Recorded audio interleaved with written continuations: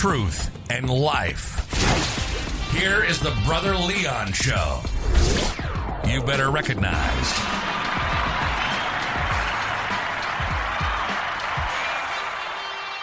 What's going on, my listeners? This is your boy, Brother Leon. And you are tuning into another episode of the Brother Leon Show. Let's go in this piece.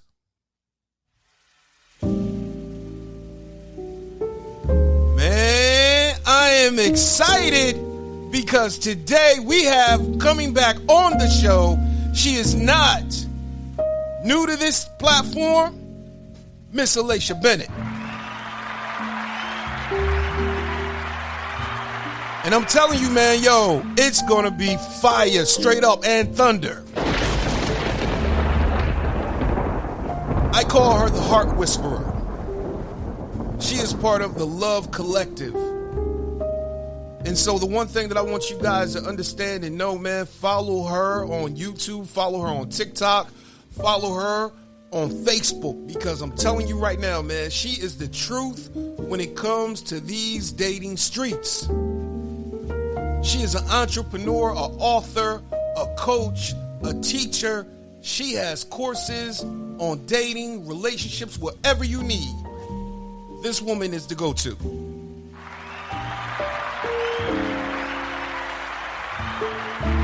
And so today we're going to talk about dating. Because the one thing that I want you guys to recognize, number one, cuffing season has begun. Number two, we're getting ready to go into a new year, and you need to make sure that you're sure about the partner that you're with or the partner that you are considering, even if you want them to be a partner. Because I'm going to tell you, man, at times the dating pool and the dating streets can be hard. And so a lot of times we have to be the type of people who are accountable, who are responsible. And we got to make sure, man, that we, number one, don't fall in love with imagination. Ask questions. Don't assume nothing. Ask questions. Get facts. But also have a purpose in your dating. Have goals. Have vision. Because this is what life is about. And a lot of us, man, our greatest fear is rejection and loneliness. But our greatest need is love and acceptance. So I'm telling you right now, if you want to get your mind right, get your heart right, get your relationship right, see Alasha Bennett. So we can ready to call her in a few minutes. And I'm telling you, man, we're going to go in this piece. We're going to go in hard. I'm telling you, man, because I call her, she is like the Steph Curry of dating coaches. I'm serious. She be dropping threes, man, dropping knowledge. And that's the God knows truth. So stay tuned for Miss Alasha Bennett.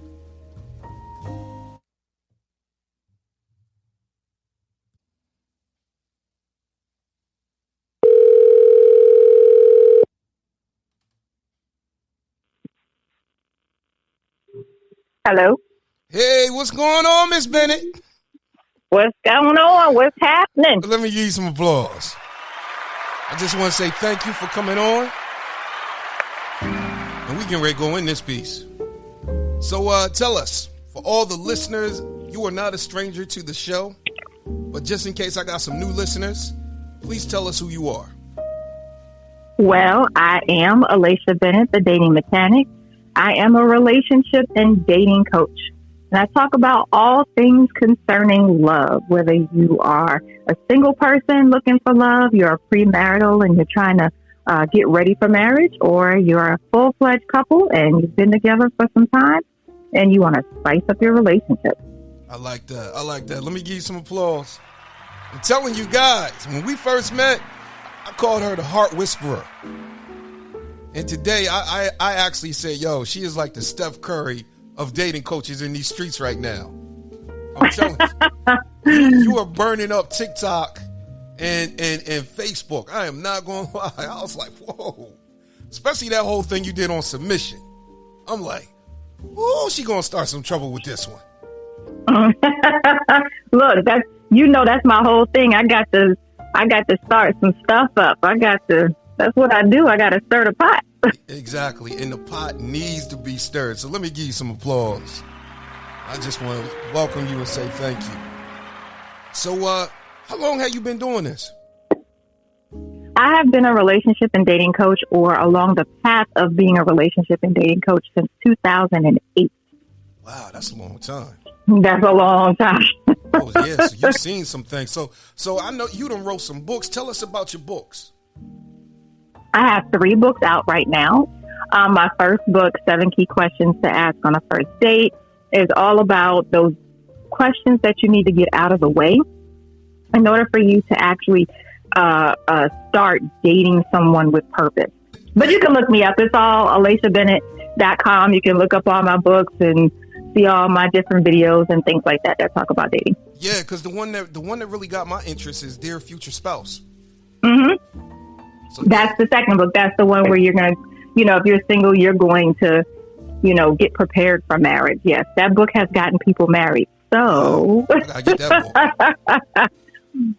I gotta get that book. So tell me, what did you see that made you want to start coaching and counseling people in 2008? What did you see? What inspired you to get into this whole dating coach? I love this question. When people ask me this question, the reason why I got into being a relationship coach is because I was going through a divorce and didn't understand what was happening. Yeah. Marriage is supposed to be forever. Exactly. And you work out all of your problems, and realizing that I didn't understand marriage at all. Didn't understand what it means to actually be in a committed relationship and have purpose behind your relationship. So I asked God to send me. I thought everything was going right in my life at the time. I had a successful business. I was about to buy a house. And I was like, okay, now what's the next logical step in life? And that's to get a mate. And so I went down the road and I asked God to send me someone. And the first person that came along, I thought they were God sent. And so that's the guy that I married. Okay. And then realizing after I married him that I really didn't understand why I wanted to be with this person, why I wanted a relationship at all, and what's the goal? What am I trying to accomplish in marriage? Okay. Wow, that's tremendous. Let me give you some applause and everything, because I totally believe in becoming something and giving something to people that you needed at the time. So I want to give you some applause on that. So let me ask you this. What was your takeaway? I mean, how old were you back then when you got married? I was in my mid-20s. Wow. Okay. And I learned a lot. There's so much that we can talk about when you're talking about getting married and, going through a divorce. There's so much to talk about in that space, which is a lot of it is the type of coaching that I do. It's preparing people in any stage that they're actually in. Okay. I tell single people all the time, if I ask you why you want to be in a relationship and you tell me, oh, I just want someone to love me. I just want someone to love, right? I get that a lot. You're not ready to be in a relationship. For real? You're not ready to be in a relationship if your top goal is to be loved. Okay, what about you don't want to be by yourself? I get companionship. Okay. There's other ways that you can have a companion without being married to them. Okay. Right? And a lot of times we don't really understand what it means to be in a marriage or be in a relationship. And we use these terms very loosely and we convolute these terms and, we interchange them, but we don't really understand what they mean. And so all of 2023 or even going forward, that's my main mission, is to get people to understand the difference between those things, because there is a difference. Okay. Yeah, there's a difference. Definitely. There's three parts to a union, right? A union of two people. Okay. That's their marriage, that's the relationship, and that's their spirituality. Wow. Three parts. How do all of those intertwine? And they do intertwine. So marriage is your financial contract within the relationship. Making sure that your finances are together, making sure that you have all of those pieces together as far as your financial stability and how you're going to grow financially within your relationship. It's that agreement, right? Yeah. The relationship is everything else concerning emotions and feelings and what experience you want to have within that particular union.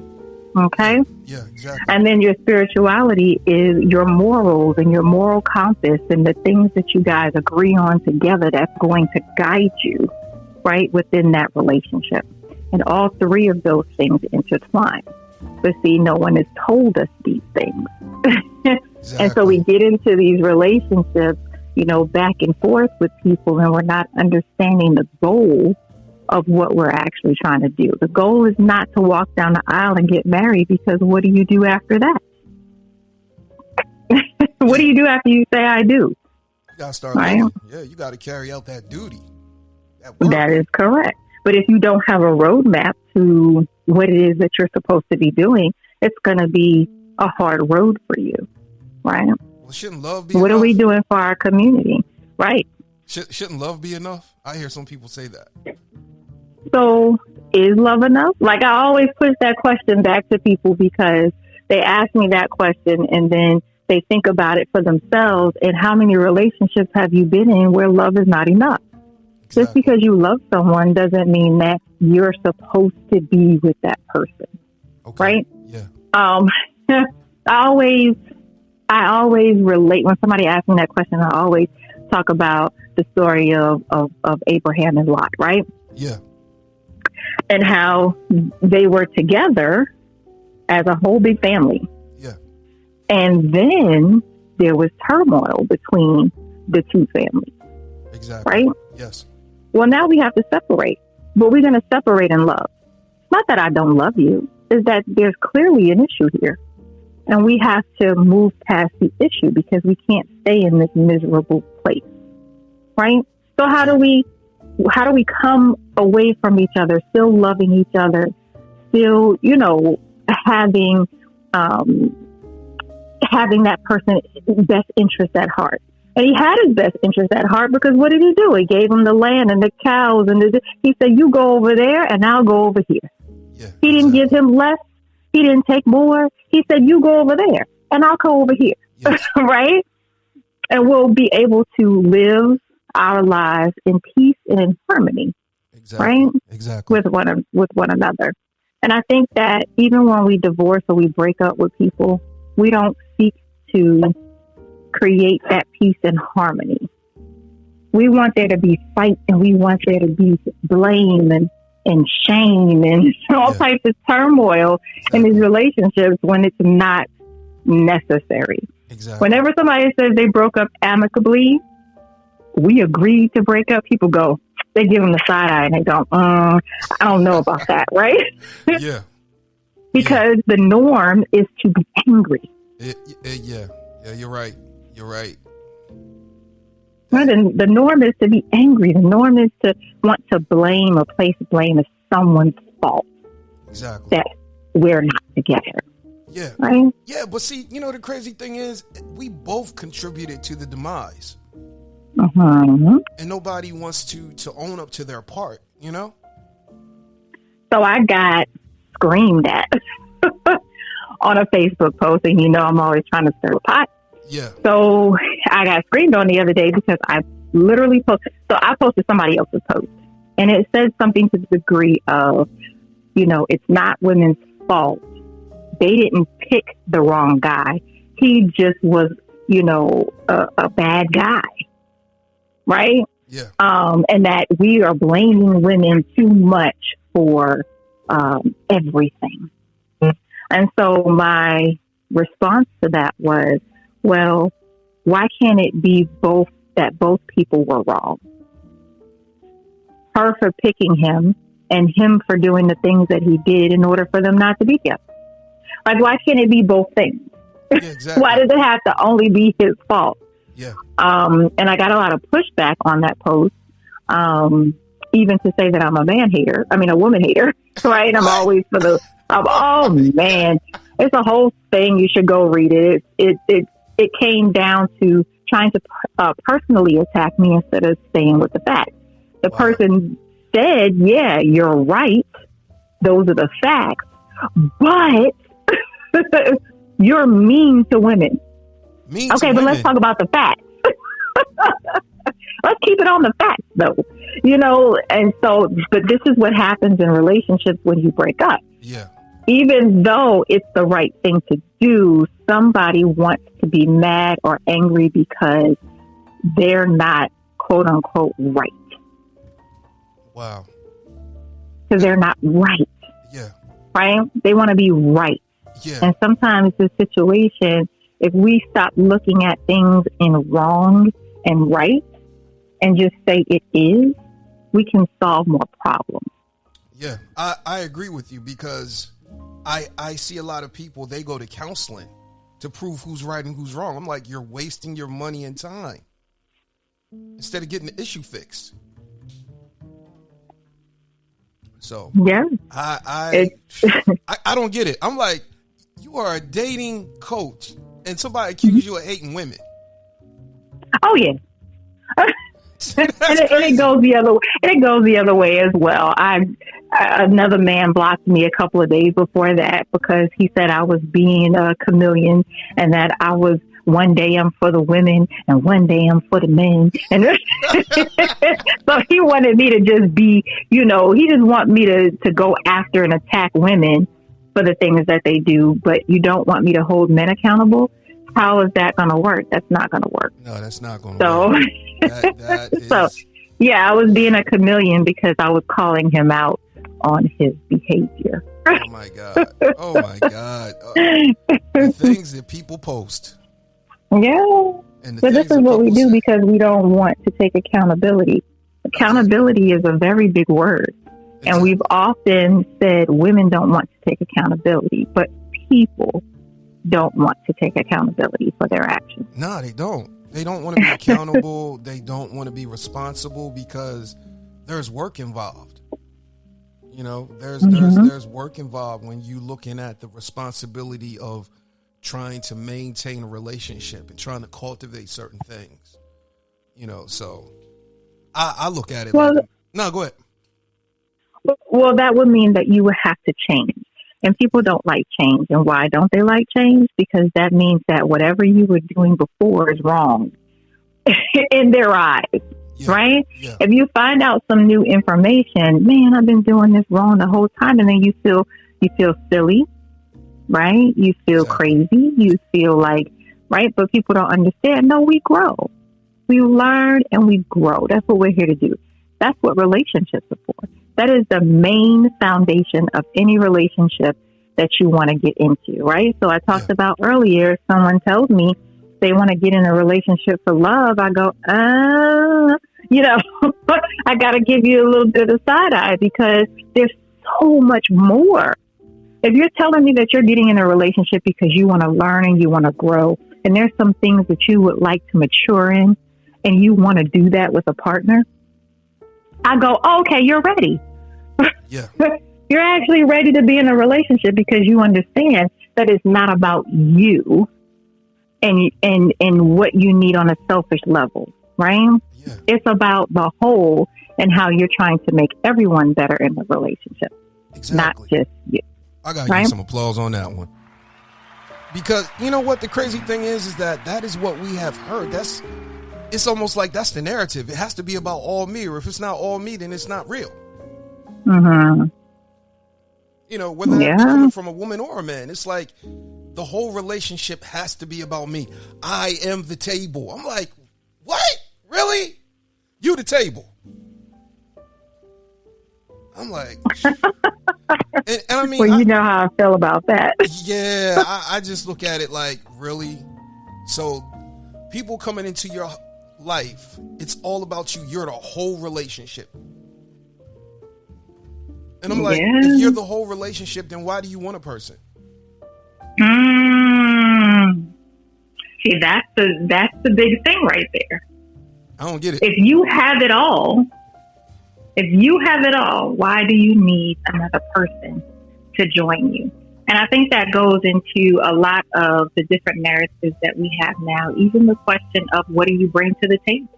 Exactly. Like they've made that a bad question, like it's a bad taste in your mouth. And it's like, but I don't know you.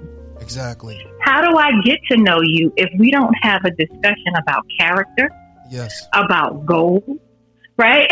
Yes. About past experiences that will affect how we operate in the future, exactly. right? Exactly. Or going forward. And nobody wants to talk about those things, but when you're creating a foundation for a relationship, it's things that you have to discuss.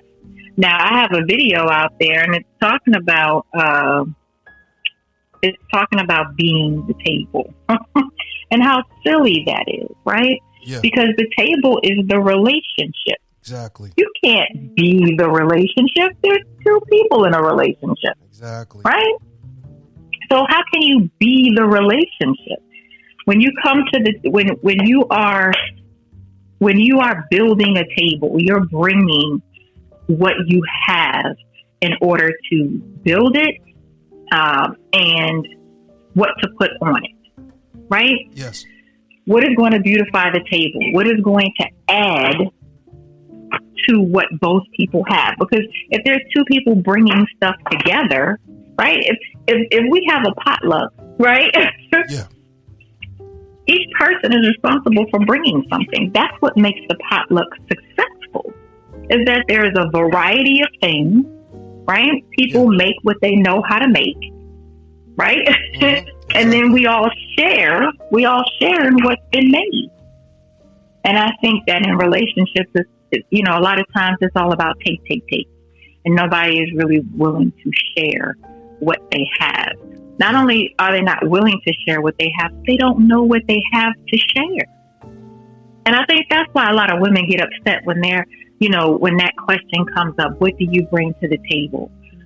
Because they're unsure. Because beyond domestic things, what does a woman bring to the table?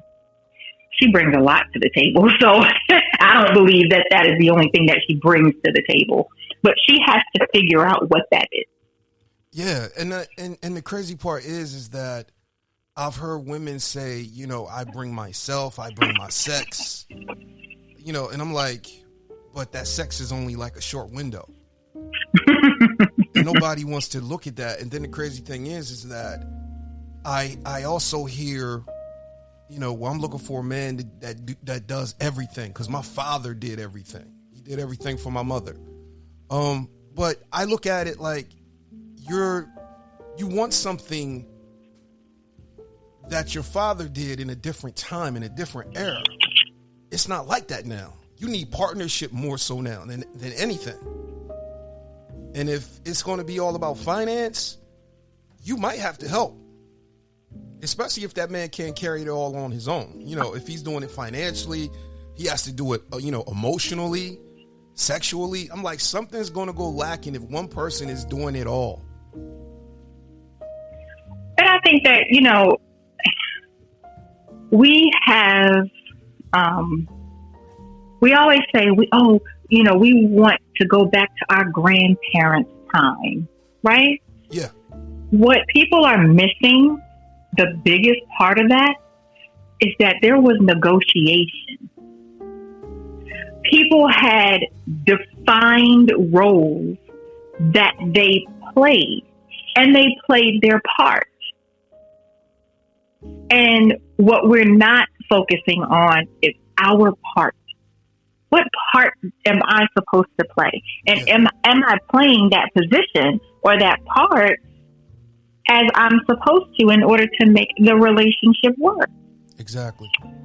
I tell a lot of my married, my married couples when they come to me and, one person or they're both focusing on what the other person is doing. And I'm like, stop.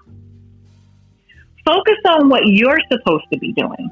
Exactly. Stop trying to control the other person. Exactly. What's your role? What are you supposed to be doing? You focus on that. And if everybody focuses on what they're supposed to be doing, you don't even have time to be worried about what somebody else is doing. Exactly. Let me give you some applause. Because I'm serious. It's almost like, well, I got to make sure that he's doing X, Y, Z before I can do ABC. And I'm like, really? Yeah, that's a big thing in the dating world, right? So we talk about wife things. I'm not going to do any wife things before I become a wife, right? Okay, but if you don't do any of the wife things, how does he know that you're wife material? Exactly. How does that work? No one says that you have to become his wife in that sense, right? Exactly. No, he's responsible for the things that he's responsible for. However, if you never show him any of the abilities, how does he even know that you're the one? Exactly. Right? And I think we get that mixed up and confused because once again, we don't know what we bring to the table. What is it that you are going to bring to the table that you need to showcase? Because let's be honest, men have to showcase that they can be providers. Exactly. From day one. From day one. From the first date. From the very first date. Even before that. Like, they have to show their leadership skills because they have to be the one to approach you. They have to be the one to call you. They have to be the one to make the date. They have to be the one to pick you up and pay for it and all these other. He has to show his leadership abilities from the very beginning. Okay, so what do women have to do? There it is. I'm serious. there it is. It's there like, it is. Well, he's benefiting from my presence. That's what I've heard. Mm-hmm. He's benefiting from my presence. I had to get my nails done. I had to get my hair done. I had to get the right outfit. And I'm like, really? Like, that man didn't have to go get a haircut or a manicure or put gas in the car or get the car detailed. Mm-hmm. And it's crazy, some of the things that I hear. I was, and this is how I looked at dating. I said this on my podcast. I said, dating is like you're putting money in the slot machine. You're at the casino, putting money in the slot machine, hoping that you hit. But it doesn't have to be that way. It doesn't. And that's what I do. Because it doesn't have to be that way. Because you give strategy. You could be like, you know what? Don't play the slots. Come over here to the card table. I'm going to show you how to win. Correct. Correct. Because like you said, if we're going to go with the analogy, like you said, they kick people out of the casino for counting cards. Yeah. Right? Exactly. Why? Because they're losing. Exactly. Right? But if you understood how to count cards in the relationship term, then you wouldn't have to go through, the losing streak. Exactly. Right? Yeah. And it's on a whim, right? You don't have to win on a whim. Yeah. You can be very intentional about the relationships that you're creating, what type of relationships that you enter into, being very upfront about, who you are and what you're looking for. And you can actually attract the right person that you want to be in your life. I like that. I like that. Let me give you some applause. I got a question for you. I know this is not on what I sent you, but if a person says, well, hey, I'm just, I'm looking for to be friends first, what type of friend are you meaning when you say that at times? Because I feel as though, okay, if it's friends, then I shouldn't be treating this like this is like a first date. Like, I'm paying for all the dates if it's going to be friends. So no, go ahead. I'm sorry, go ahead. No, go ahead. So when someone says they just want to be friends first, to me, that puts up a red flag. Okay. For me. And I'm going to tell you why that puts up a red flag. Because what is the end goal for you? If your goal is I need to know what the goal is. If you're newly divorced or you just broke up with somebody and you're just getting back out there. And so you're just, trying to try out the dating scene and you're getting your feet wet and you want to swim around a little bit. You need to tell someone that. Hey, I'm not looking for anything serious right now. I just broke up with somebody and I'm just trying to get out into the dating scene. I'm trying to gain some friends, right? And understand what this dating thing is all about, right? Yeah, but nobody says that. Nobody says that. Why? Because they're afraid of rejection. Okay. But there are people who are out there that's like, oh yeah, that's my goal too. As a matter of fact, I don't really have time to date. So this is perfect, right? You can make an agreement. Relationships are negotiations, right? Yeah. So you can make an agreement or a negotiation with someone that says, hey, you're my standing Friday night date. You know what I mean? Exactly. I can call you up and I can say, hey, I got a party that I want you to accompany me to, or that new movie is coming out. Maybe y'all some movie buffs and y'all love the movie. Yeah, exactly. Right? Yeah. Maybe you're foodies and you want to try out all these new restaurants. Okay, well, every second Friday or every Friday, we're going to go out to a new restaurant and try something new. Right? And you negotiate those terms. Well, you pay for your food, I'll pay for mine, we good to go. Or sometimes I'll treat you, and sometimes I'll treat you, and then we'll keep it moving. Everything is a negotiation. Yeah, I love what you're saying, but I'm not going to lie. I hardly ever hear people say that, and then somebody ends up getting upset because there was assumption. Yeah. Because people are not upfront. So this is what I tell people. Even though I have 7 key questions to ask on a first date, I really strongly push that people ask those questions before they even decide to go on a date with someone. Okay. You need to get your non-negotiables out the way first. Figure out what they are and ask those questions. Exactly. I also think that people should ask how they want these dates to go. Are we going Dutch? Are you going to treat me to dinner? Those are questions that you need to ask. And people are afraid to ask them because they think, men should know, right? And women are very afraid to speak up and say those things because they feel like it's too forward or they don't want to be rejected or any of those types of things. But it really does.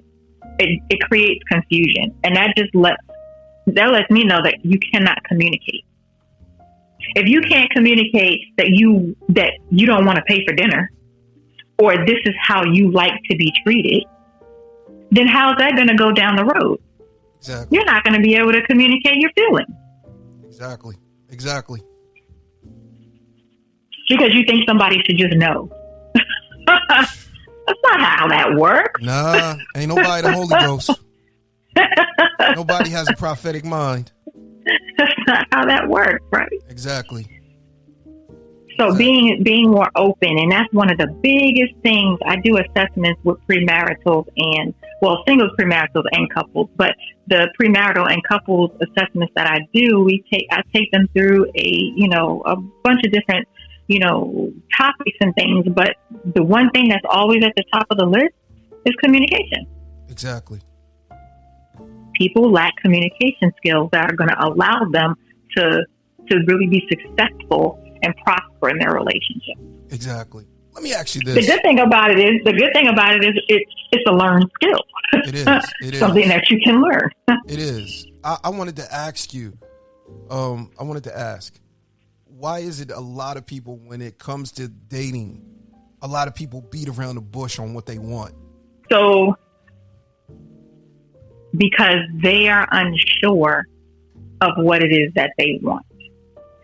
And that encompasses, if you're unsure, that means that you can't stand on it. Okay. If you're afraid to say it, then you're unsure. Because I can tell you, I don't want to be with somebody who's a smoker. Okay. Right? I don't. No smoke of any kind. Not a cigarette, not a cigar, and definitely not a controlled substance, right? Exactly. I don't want any of it. Yeah. However, if I say to you, I don't want to be with a smoker, as long as you don't smoke in my car, and as long as you brush your teeth before you kiss me, I'm good, right? Then you can do all the smoking that you want. Yeah. Right? So now there's wiggle room in there. Okay. So that thing is not a non-negotiable for you. Yeah. Why? Because there's stipulations around what you will allow. A non-negotiable is, it doesn't matter what you do. It doesn't matter how you package it. It's not for me. I don't like it, and I don't want to participate in that. It's non-negotiable for me. Yeah, exactly. Right? But when you have any wiggle room, or if you have any type of stipulation, then it's not a non-negotiable. Exactly. Right? I like that. So I think that people are not, they're not firm in what their non-negotiables are. And so it's hard to tell somebody what you want if you don't know what you want.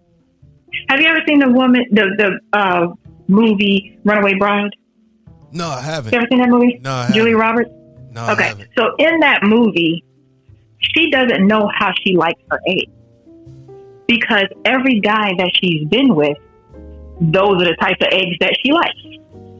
So any guy that comes into her life, she's like, oh yeah, you like sunny side? Me too. You like scrambled? Me too. You know what I mean? Those are my favorite type of eggs. So she's never really understood or realized what type of eggs she likes, if she even likes eggs at all. Right? Yeah, exactly. And so a lot of singles are going through this dating life, and they're going off of what their sister likes, what their pastor has told them you're supposed to like, what their mom and dad did. Yeah. You see what I'm saying?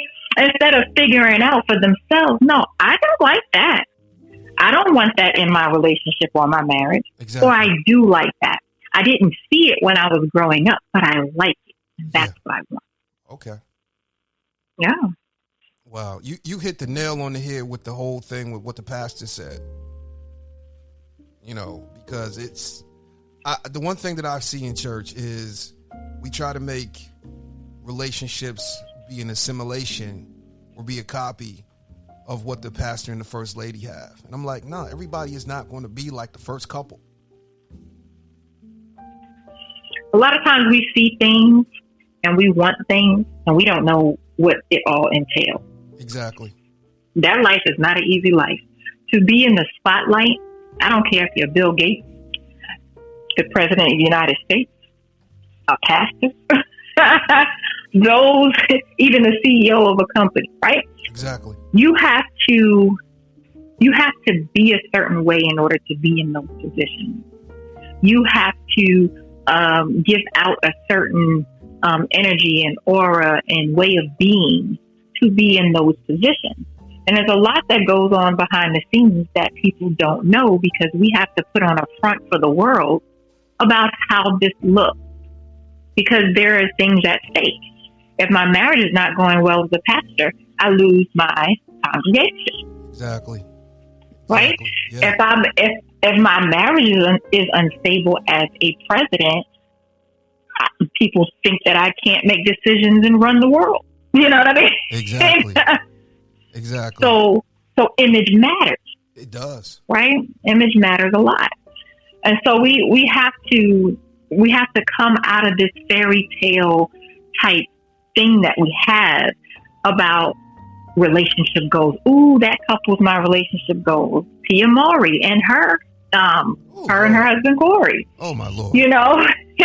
People looking up to other people's situations and relationships and thinking that, oh, it's so perfect. When we found out Jay-Z was cheating on Beyonce the whole time. You know what I mean? It's like, how could you do that? She's beautiful and she's this and she's that. All those superficial things don't matter when the person is sitting next to you and you can't communicate. Exactly. I think the thing is that, like, with the celebrities, I'm like, we got to stop idolizing them. We need to get our eyes off of this whole romantic comedy thing. I'm like, man, come on. This is real life. And the crazy thing about it is like, yo, they got beauty, looks, and still divorced. Oh, yeah. Money. Because those things are superficial. Exactly. Those things, yeah. I think the thing that really got me with Tia Mowry was she called her divorce a graduation. Yeah, that's a whole situation right there. I mean, I would have to, as a coach, I would have to talk to her more about why she feels that way. But on the outside, looking at that, I don't look at divorce as a graduation. If we're going to keep with if we're going to keep with the example that she's giving us, if we stay within the parameters, I mean, you don't want to graduate. Divorce, graduating. That's what you're telling me that's what you're aspiring to be. Because eventually if you're going to go to college, you want to graduate. You want to get the degree. Exactly.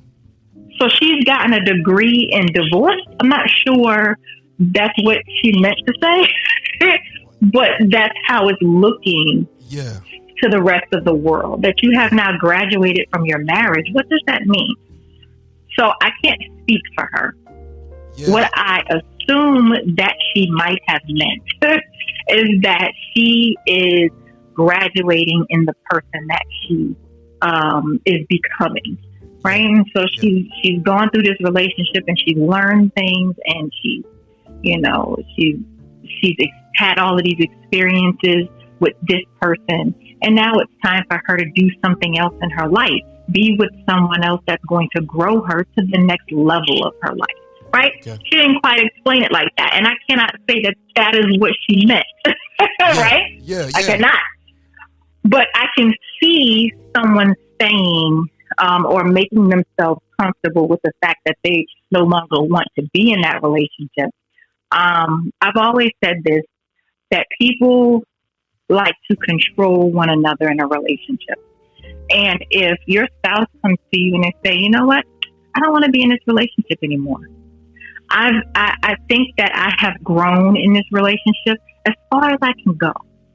And I want to be with someone else and I want to try something else. If you don't let that person go, you're trying to control the outcome. Yeah, exactly. And are we there to do that? So that's why I said, when you get into a different mindset of why you're in a relationship, are you in a relationship to control someone, or are you in a relationship because you yourself would like to grow and you would like to mature? I believe that that's what we're here to do anyway.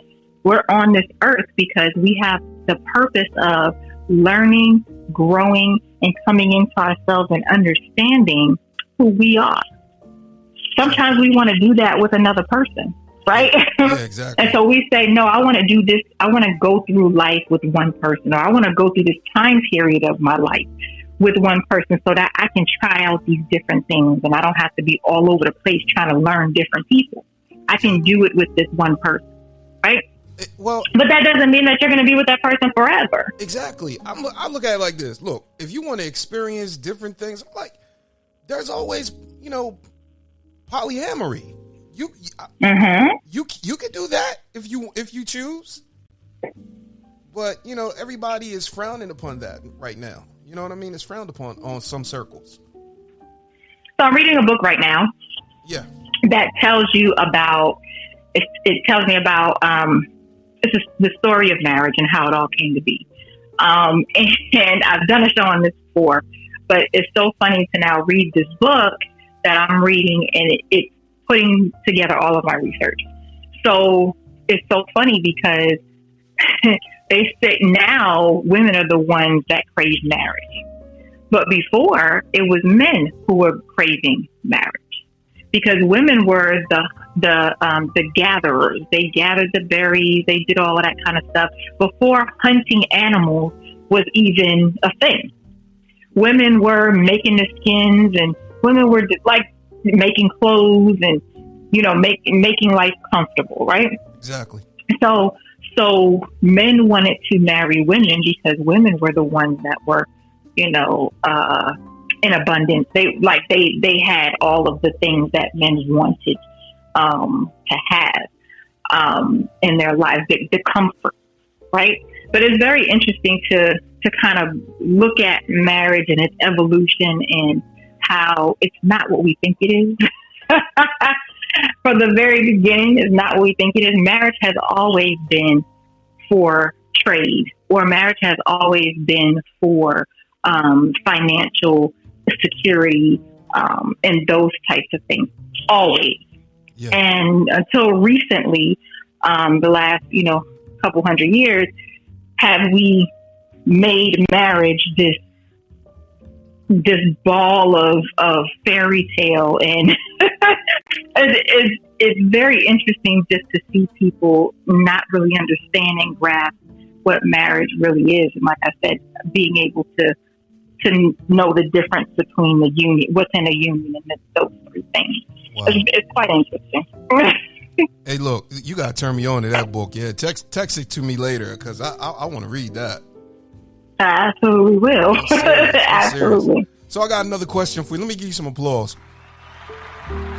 What is this whole talking to thing? Because I hear this a lot, and a lot of times women do not like when a guy might be talking to multiple women. He's not having sex with all the women, but he's talking to and maybe dating multiple women.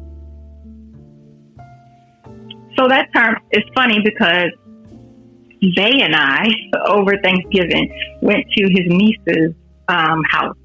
And his niece, she's 18, and we were literally talking about this. The teenagers have this thing that it's the list. It goes talking, dating, relationship, and married. It is just a list, right? Yeah. And so we're looking on the list, and it says talking, and it says talking is, you're just friends with the person, you can talk to multiple people, and you could be having sex too. Okay. And then it went down and it said dating, and dating was the same thing.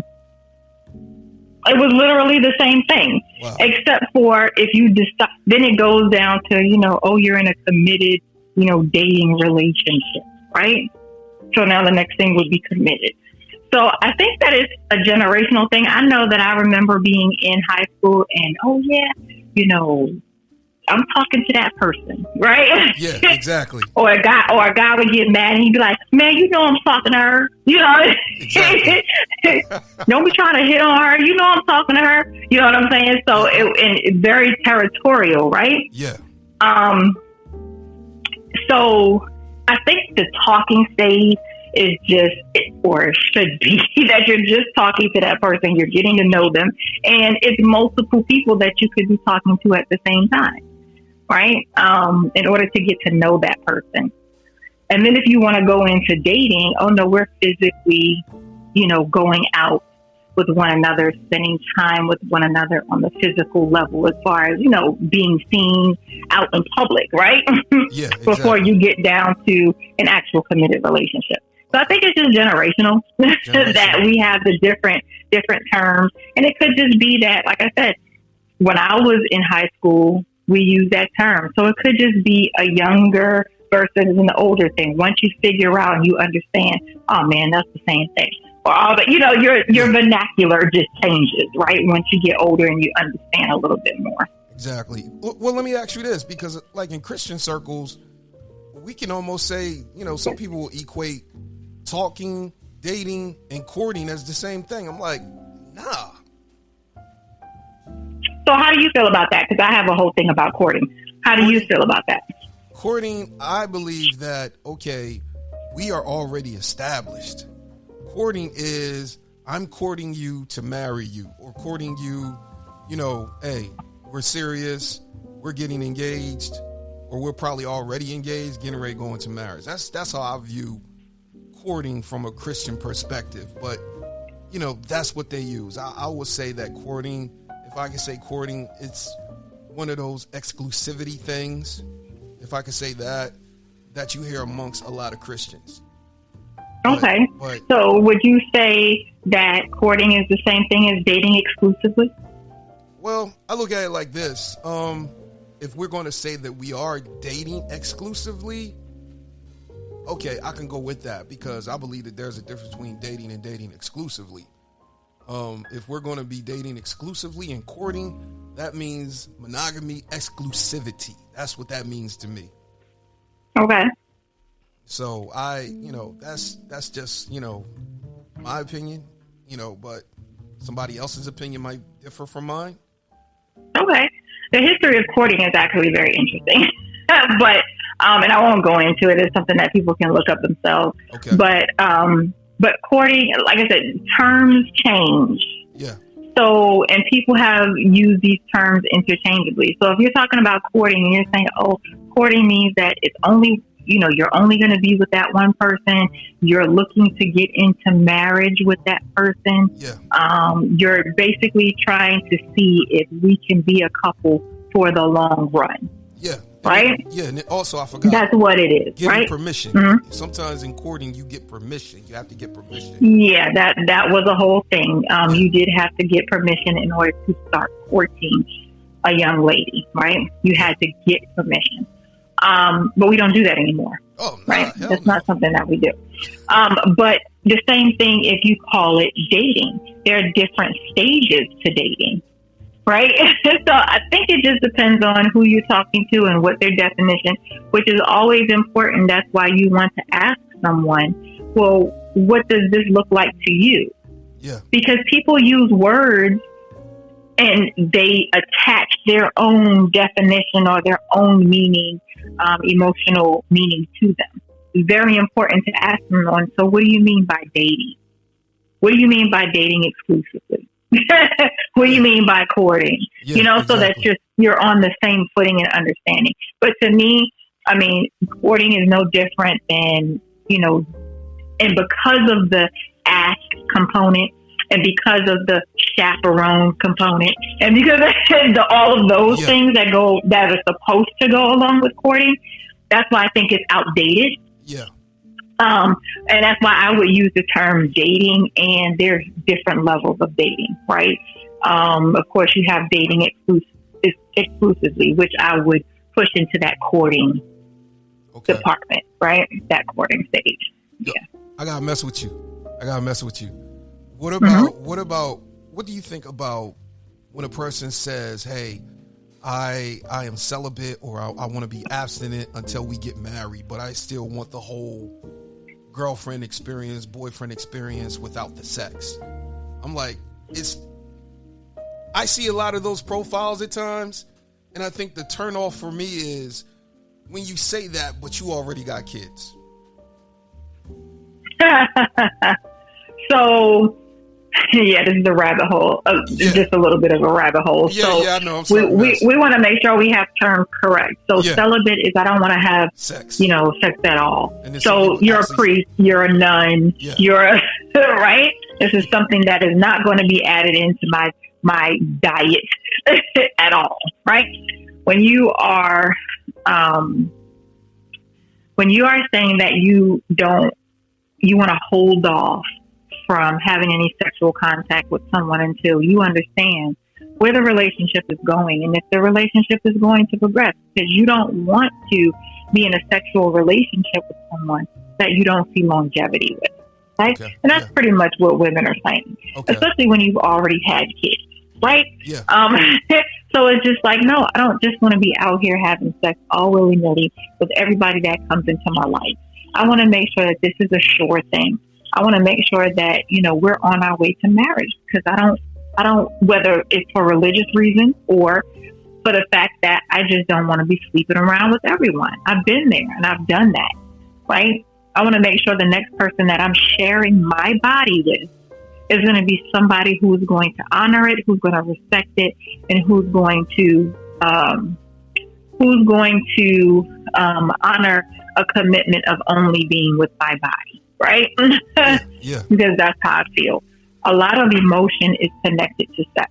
Yeah, I agree. I totally agree. And so when you open up somebody's emotional space and they become vulnerable with you, when they have sex with you, they don't want that vulnerability to be taken for granted. And so when women are saying that they don't want to have sex before marriage, that's what they're saying. I don't want, and some people are literally saying they don't want to have sex before marriage, which is fine.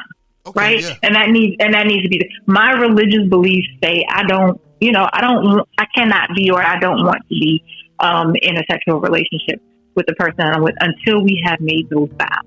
Okay. Got it. That's one part of it. But women in general, women who say, hey, I just don't want to be sexually active with somebody that can come and go as they please. Right? I want there to be a bit of a commitment there. Yeah, exactly. Usually when you start talking to women, they'll say, no, it's not that I don't want to have sex before marriage. I just want to be in a committed relationship with somebody that's not going to run out and be with everybody. Yeah. I just want them to be with me. I want to be in a monogamous relationship. Right? Yeah. Yeah. Yeah. I totally get that. Let me give you some applause. But I think the one thing that I have a problem with when it's used like a light switch, like abstinence is used like a light switch. And you say that. I've heard some women say that, and then some guys are like, well, look, if that's going to be the case, then do you mind us for our dates just going Dutch? Because I'm looking for sex. But then in the same token, I don't want to invest myself financially if sex is not going to come into play. So this is a funny thing. This is a funny thing. Yeah, and it's crazy because it starts a whole lot of arguments. It does. Because women don't want to come to the fact that they're acting like prostitutes. Hear me out. You start. Hear me out. And I know people listening to this right now, they're like, no, she didn't, but I did. Oh, yeah. Because let me tell you, what is prostitution? You are exchanging currency for something. Yes. If a guy takes you out for dinner, and you're thinking that he is not expecting anything in return. What am I getting for my exchange of currency? And I'm not saying that, it's universal. We all understand men take women out on dates and they're not supposed to expect anything in return. And, it is what it is, right? Yeah. This is the culture that we live in. And so there is a universal understanding that, men take women out on dates in order to get to know them and blah, blah, blah, the whole shebang. However, if we really think about it, no one wants to give up something and it not be reciprocated. Exactly. You cannot tell someone what's valuable to them. Right? So women are saying, well, he's getting my conversation, my intellectual conversation, or he's getting my presence, or he's getting my, right? Yeah. Those things don't matter. That's not an even exchange. No, it's not. You can't tell somebody what's an even exchange for them. I have my money, I have my currency, and this is what I'm exchanging for it. If you don't want that to be the exchange, then don't get into that agreement. Yeah. Don't get into an agreement that you're not in agreement with. Exactly. Right? That's why I tell women they should always expect to pay for their own meal. The guy wants to be nice and it is understood. Oh no, I can pay for my own meal. But if you would like to pay for my meal and be a gentleman and do that, I'm good with that. And next time I'll do the same to you.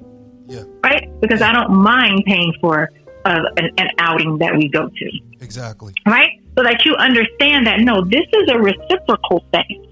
If you pay for me one day, I can pay for you another. And sex is not the exchange here. Yeah. Right? But unless you talk to someone and let them know that, they're not gonna, there's no negotiation that can happen. Yeah, exactly. The thing about women is that they have expectations when they shouldn't. Right? Yeah. The expectation is that you're going to pay for my meal because I'm a woman, because you want, my time and my company and those types of things. But the expectation expectation is there. No, if we're both standing side by side, I want to find someone, you want to find someone. I want to go out on a nice evening, you want to go out on a nice evening, right? Yeah. All of those things are the same. So why is it that men are expected to do more and go above and beyond? And like I said earlier, men have to show their worth from the very beginning. Exactly. From the talking stage. Exactly. But how is a woman showing her worth? Exactly. Totally get it. Yeah. Let me give you some applause on that.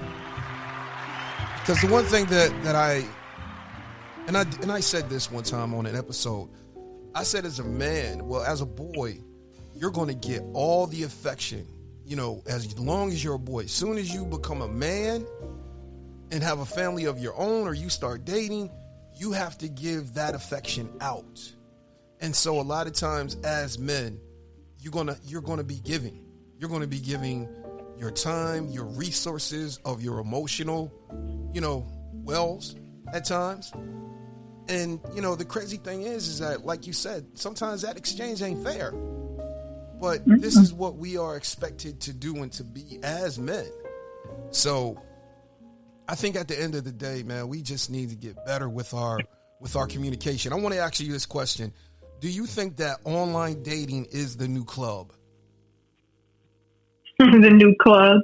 Yeah. I think online dating is just a way of online dating has been around for a while. Yeah.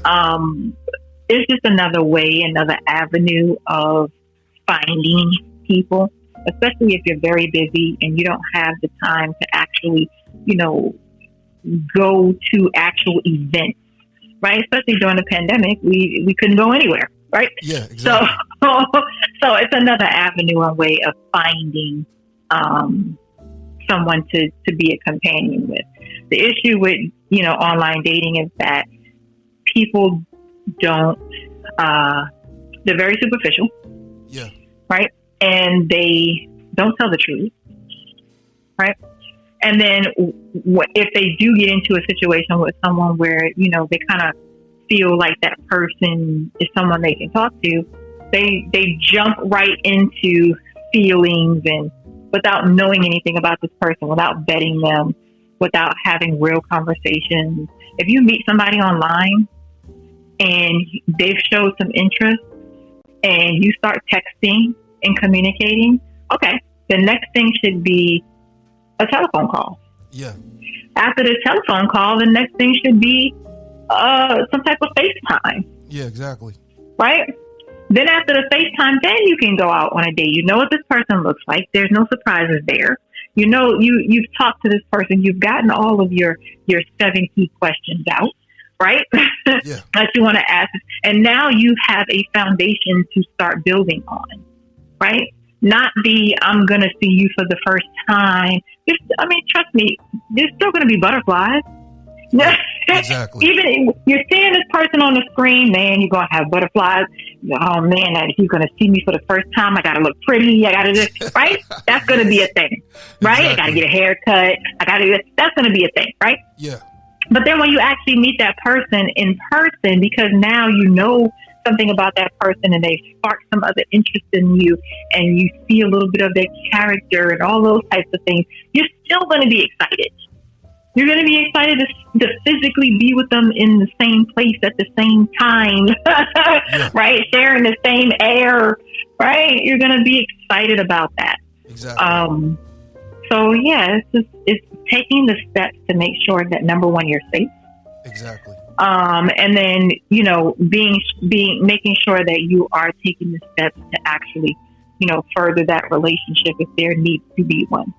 Exactly. I like that. Let me give you some applause. Because I know, like with myself, and I hear a lot of people doing this now. Like, they'll go through all the stages that you talk about, but then they say, hey, we're going to have an official meetup first. It ain't like an official first date. It's just a meetup. And that's what I've been hearing a lot. The meetup, then the first date, and then we go on from there. But I know with myself, I'm like, and I mean, that's fine if people want to do it like that. This is what I say about people who want to jump into just going out on a first date with somebody I don't know anything about. Okay. And I'm not saying that you can't do it. And blind dates, people have gone out on blind dates and all those types of things. And I think we should bring back the blind dates, right?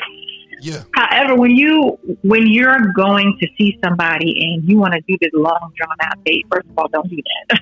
Yeah. If you're just meeting someone for the first time, it's a blind date, or you are, you're coming offline meeting somebody, just go for coffee. Do something really simple. Yeah.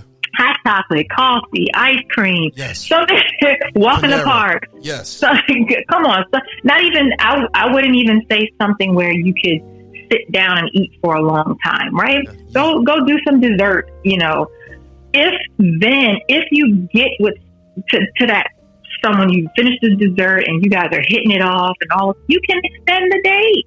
Exactly. You can always extend the date.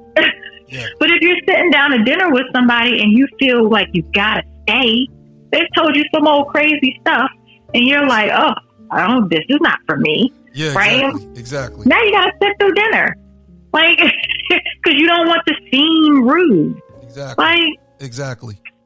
Instead of finding out all that information beforehand, and that way you kind of know what's happening and what you're in for. Right. And if they happen to say something on a date, oh man, I thought that we were compatible, but we're not. Yeah. We're not. And I wish you well, and I hope that you find someone that is for you. Exactly. I gotta give you some applause. Because you have hit the nail on the head. And I think a lot of times, we feel like that we're obligated, or that, we need to, be nice. And I'm like, nah, man, if there's something that then triggered you or something like that, just say, hey, you know what? This ain't going to work. I'll catch you later. Be blessed and all that good stuff. Because I've had that. I've done that. I've had that happen to me personally. I was like, went out on a date, and then next thing you know, they just got territorial with me. And I'm like, hold on, we just had a meetup and you getting territorial. Yeah. So I was like, you know what? I'm gonna step off because, I don't like the vibe that I'm feeling right now. Yeah. So people can be very controlling. Yeah. Can be very controlling. Yeah. So let me ask you this: how important is sexual attraction when it comes to dating?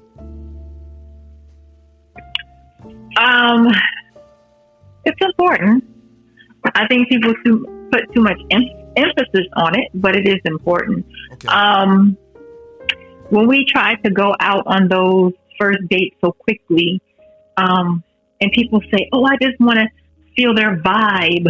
I just want to make sure that there's chemistry. They're talking about being attracted to that person, right? Yeah. Because chemistry is exactly how it sounds. It's chemical, right? It's a chemical reaction that happens within your body when you see that person. When you look at their mannerisms and how they hold their cup and how they're, you know what I mean? Yeah, exactly. It's like what arouses in you when you see their face and, like I said, how they talk and how they move their mouth and, all of those types of things you're attracted to, right? Because you don't know that person. Exactly. So you're going for look, right? You want to see if you look at them and it does something to you, right? But what happens with that is when we don't do our due diligence first, is that overtakes that overpowers what we're supposed to be doing, which is finding out about that person through conversation. Right? Yeah. And we wind up bypassing that because now we have googly eyes. Exactly. We have googly eyes and we have these butterflies in our stomach, but the butterflies are not from finding out this person's character and they excite you in that way. Exactly. You're looking at them and they're exciting you in that way. Right? Yeah. Yeah. I think the crazy thing is that, looks can change, Oh, yeah. And I think a lot of times people don't look at that. And then, next thing you know, they get in a relationship. And then some people, they end up neglecting their self-image. Next thing you know, they done gained some weight or then had a couple kids. And now they ain't looking like the Coke bottle that they were. You know what I mean? And, and guys, some guys and even some girls might step off if a man doesn't, he ain't got that six pack no more. Now he just got that beer belly. That happy relationship weight. Yeah, that that COVID weight, that holiday weight. Y'all was in quarantine together. So now everybody. This was a nice conversation. Yeah, definitely. But hey, last question. What is the one thing that you have noticed that a lot of singles complain about when it comes to this whole dating thing? So much. I think the biggest thing is that they complain that there's nobody out there. The dating pool has pee in it. All right. Yeah. I said that myself. I've said that myself. I said I'm gonna get a sex doll and a dog. I said that too. Yeah. They complain that there's just nobody out there. Yeah. And that's just untrue. We live on a planet of 7+ billion people. Exactly. Billion people? And you can't find that one person? Yeah. Exactly. Yeah. So it's knowing how to attract the person that you want to be in your life. Yeah. And you can't do that if you don't know what it is that you're looking for. And a lot of people tell me, I know what I'm looking for. I know exactly. I want this and this and that and the other. Right? and I say, okay, very good. Now, what does that look like? Exactly. If you tell me you want somebody who is kind, what does that look like? Yeah. Can you explain that? Exactly. How do you know what kind is when you see it? Exactly. If you can't explain it. You know what I mean? Exactly. Even with love, we don't know all the facets of love and what that looks like. Exactly. Or what it is. There's so many things within love that we haven't even touched the surface. But what we call love, remember I was saying earlier that everybody has their definition of what these words mean to them. Yeah, exactly. What does love mean to you? If you say you want someone to love you, how does that look? And so that you can understand when you see it, oh, I want that. Right? And that way you can explain it to another person. No, this is love to me. Exactly. I hear people say they want unconditional. I'm like, and really? There's no such thing. I'm like, unconditional love? Really? There's no such thing. Exactly. Everybody has a condition. Exactly. Everybody has a condition of how they will be loved, how they want to be loved. Everybody has a condition. There are things that people will someone can leave you because they love you. Yeah. Right? Exactly. So everybody has conditions. Exactly. No such thing. I'm like, yo, if you beat up my car with a bat and smash my TV and stuff, yeah, I'm out. I'm sorry. Well, I mean, and some people will say, well, unconditional love, I can love you unconditionally and not be with you. Yeah. And I think people don't understand that either.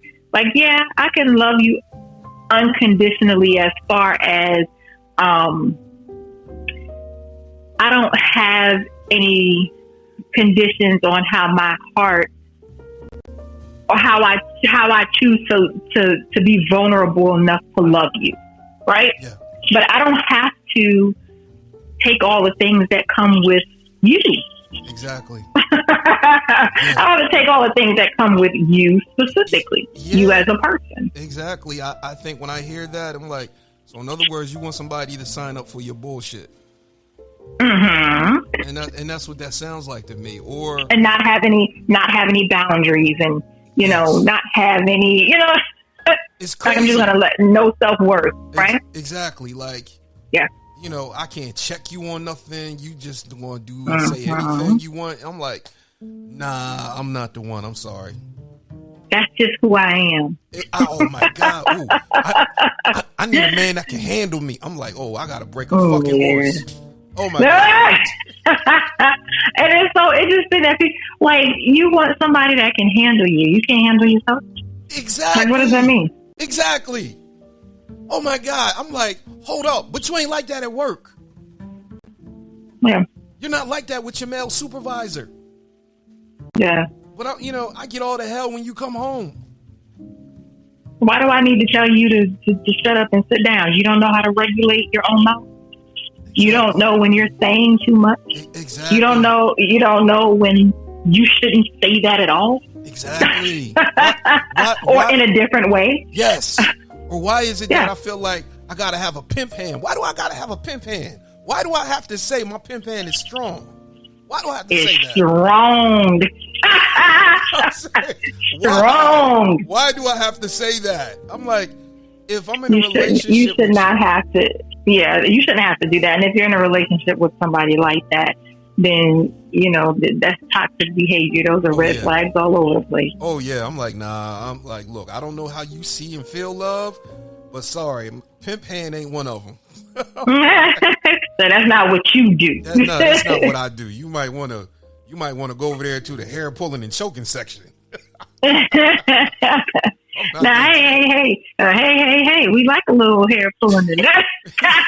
Maybe. I like a little hair pulling. Okay. Choke out Sundays. That's a different show. That's a different show. Okay? That's definitely a different show. That's definitely a different show. But let me give some flaws. Little whips and chains, and it's okay. Yeah. That's a different show. Oh yeah. Trust. I got a new platform I'm starting next year. I want to have you on because we're going to talk about stuff like that. Well, I'm no sex therapist, so No, that's all right. I can't lend a hand. I can't lend a hand there, but No. But everything that you're saying, it can help people have better experiences if they're in, quote unquote, those type of lifestyles, whether it be polyamorous, open, swinging, might even be BDSM. There's a whole lot of things that, before the lifestyle, there was the person. So, my thing is that you're a person and you're entering into a lifestyle. So, take components and get wisdom and knowledge that's going to help you in that lifestyle. Oh, absolutely. So, yeah, but absolutely. I definitely want to have you come on, but hey, how can people follow you? They can. I am Alasha Bennett on all the platforms, TikTok and Facebook and IG. You can go to AlashaBennett.com and you can see me there and see what programs and things that I have. Come on. Yo, I am loving your TikToks. I am not going to lie. Oh, I'm happy about that. I'm not really into that whole digital world like that. Facebook is my land because I like to have intellectual conversations, and I think that it lets people think about what they're going to say before they say it and kind of have intellectual conversations. But I'm new to this whole TikTok world, but it seems to be liking me back. So that's a good thing. That's a real good thing. Let me give you some applause. So, Ms. Bennett, can you leave us with some words of wisdom? Wow, absolutely. Know that you are worthy of receiving the love that you want to receive, but also understanding that relationships require work, and that if you don't work it, it'll work you. You have to be in a position where you are open to the relationship that you're going to be in, open to communication, open to understanding your partner and yourself at the same time. I like that. Let me give you some applause. You gotta learn how to work it or it's gonna work you. Let me give you some thunder. Man. Serious. Yo, that's deep. That's deep. Yeah, you be out here fighting in the street and the police will be called, and you don't work it, it's gonna work you. Exactly. Be like my man in the 5 Heartbeats. Every night I gotta prove my love. Every single night. Look, with my pimp hand. Yeah, exactly. With my pimp hand. Yeah. I just want to say thank you. Thank you for what you are doing, because you're making our community better. You're making people's lives better, and I just want to say thank you. Thank you for everything. Seriously. Well, thank you. Thank you for having me on. I always enjoy myself when I come on here, and I appreciate you for thinking of me. Oh yeah, no problem. To come and share with your people. So. Yeah, no problem, no problem. I can't wait for you to come to church. Yes, she is coming to church. She is coming to Truth and Life Urban Ministry. So I'm looking forward to that.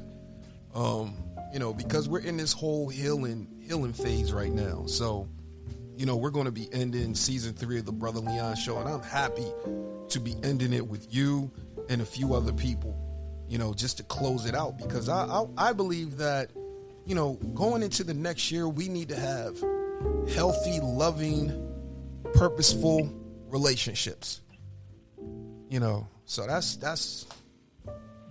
that's my purpose in bringing you on and other people on, because I'm like, yo, man, ain't no need in going in at 23 all broken.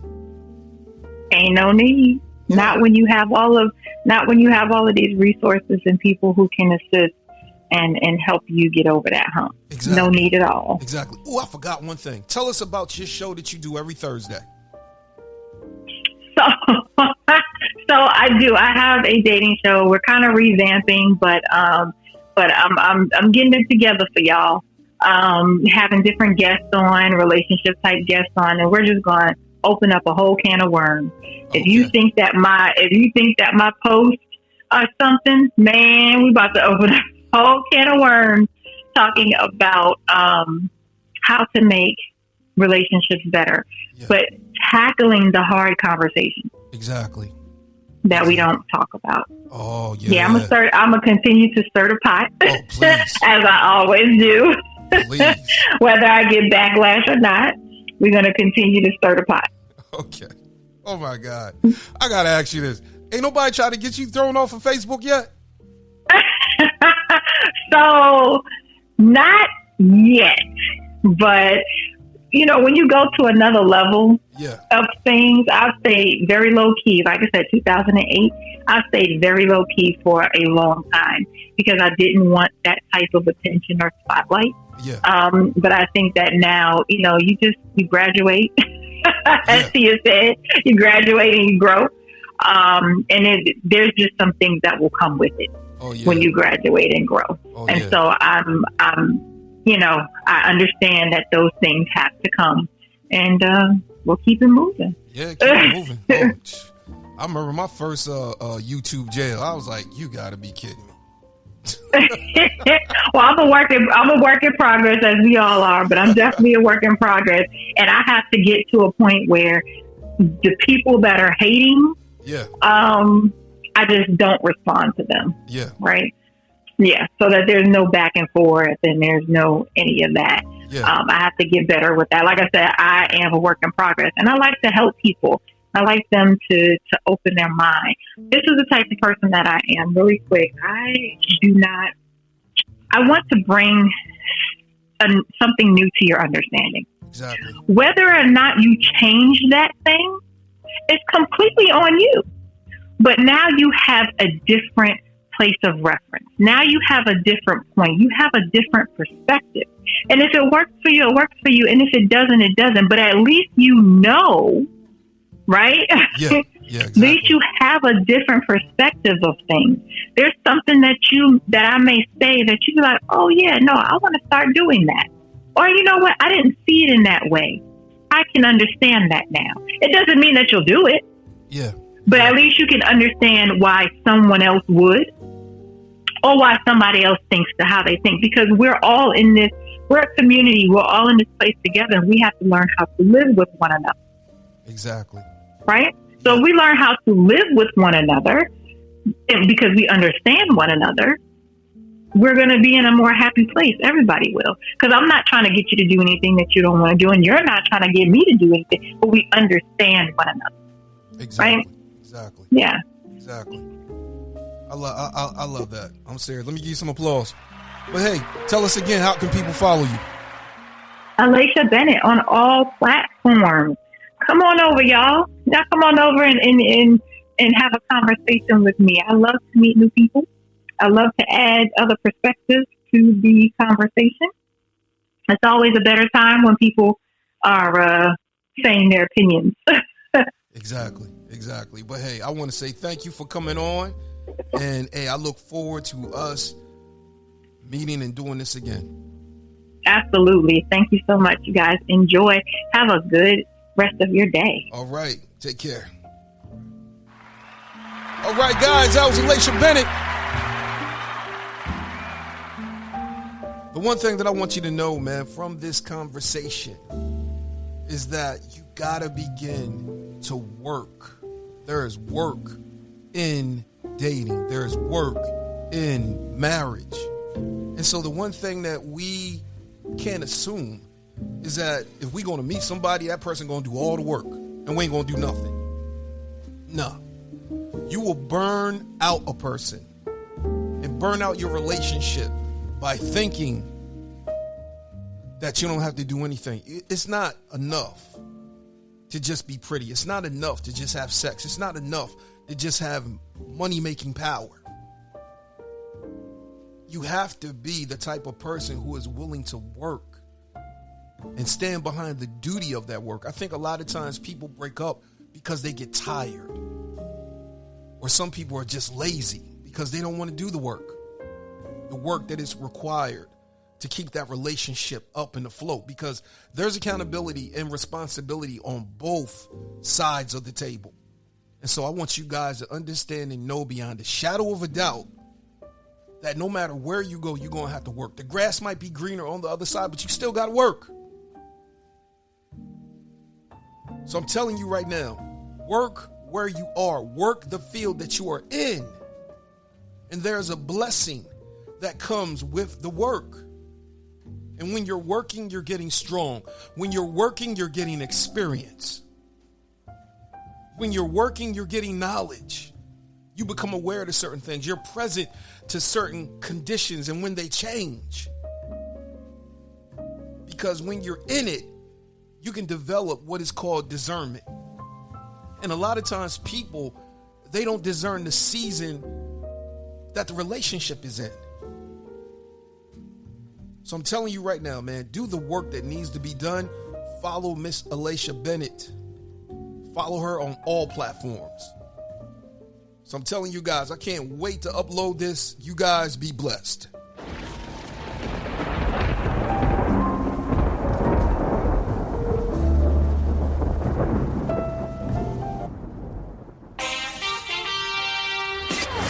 Walk in the truth that makes you free every day.